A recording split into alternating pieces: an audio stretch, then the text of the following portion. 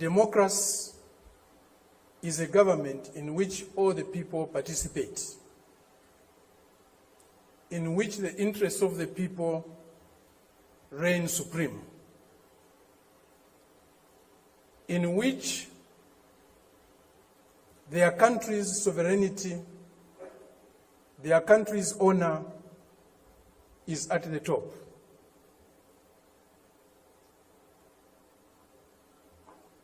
It seems that this month is a month of democracy discourse in the world. At the end of this month, there will be a conference in Lusaka, or a summit in Lusaka, Zambia, my country, led by the United States. They have come to Southern Africa to teach us democracy. A country that was opposed to our liberation, a country that supported colonial regimes, the apartheid regime in South Africa, the white racist minority regime in Zimbabwe, now Rhodesia, now Zimbabwe, the Portuguese colonial governments in Mozambique, in Angola, in Guinea-Bissau, and Cape Verde, today is coming to Africa to teach us about democracy. A country that has toppled so many governments in Africa, that has led so many coups in Africa and other parts of the world, a country that has killed so many of our leaders in Africa and other parts of the world, the killers of Patrice Lumumba, those who toppled Kwame Nkrumah, those who killed Nasser, those who killed Muammar Gaddafi, today are coming to teach us about democracy.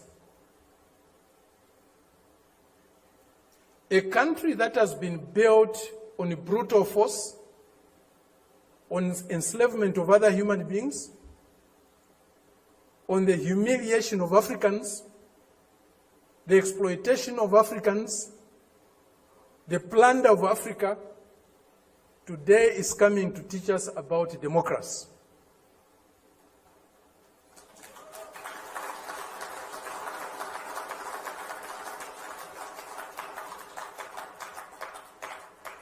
That's the arrogance, the imperialist arrogance, the racist arrogance that we are subjected to. We cannot have democracy where there is hegemony of the strongest, mightiest imperialist power.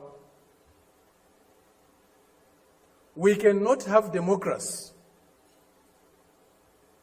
where a country's resources, a country's decisions are dictated to by another country.